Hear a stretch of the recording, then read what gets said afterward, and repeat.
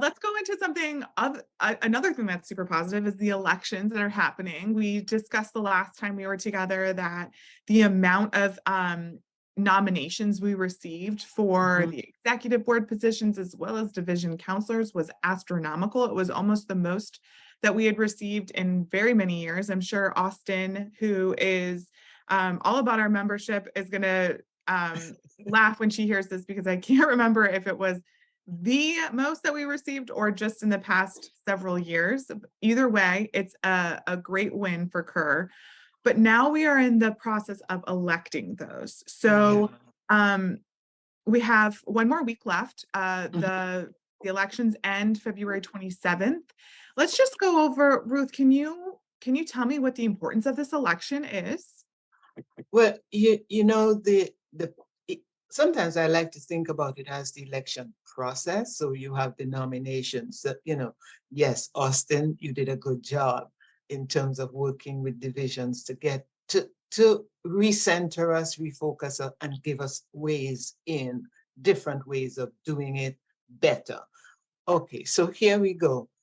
But so we had nominations, but we need to continue to the next level of participation, recognizing now that after the nomination process, what we need to do is to, okay, now focus on the candidates and focus on our continuing participation in terms of recognizing, identifying, and then selecting leadership, and doing that with the future in mind, because these elections then serve for what's going to happen 23, 24, and beyond. So in terms of the president-elect position, here again, participating in looking towards um, work to be done with the board and governance. So there is that focus in terms of president-elect, president, and then past president, the executive council, the representatives, three positions that are available there.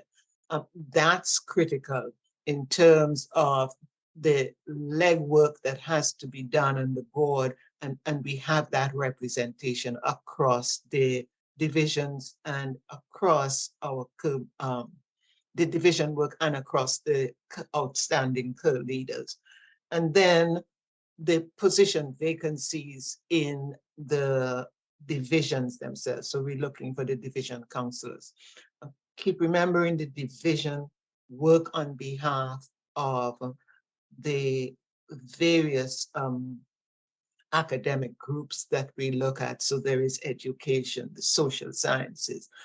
We're looking at folks who would invest their um, volunteerism and their expertise into undergraduate research in the divisions and everything else that comes with that. So when it comes to the elections, I always like to think about it as participation from the beginning to the end. There are consequences when you don't participate, because if you don't participate, then whatever the outcome is, you don't even have a word in that.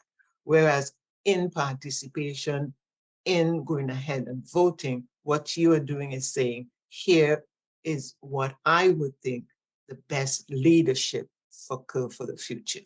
Um, I encourage you to participate now, 2023, let's emphasize that, but consider participation as the long life activity of volunteers. And the elections close on February the 24th. Don't leave it and then forget that there is a deadline. So I would urge you to get into election participation right away. I look forward to that. Yeah, definitely. And I mean, so far the elections are off to an amazing start.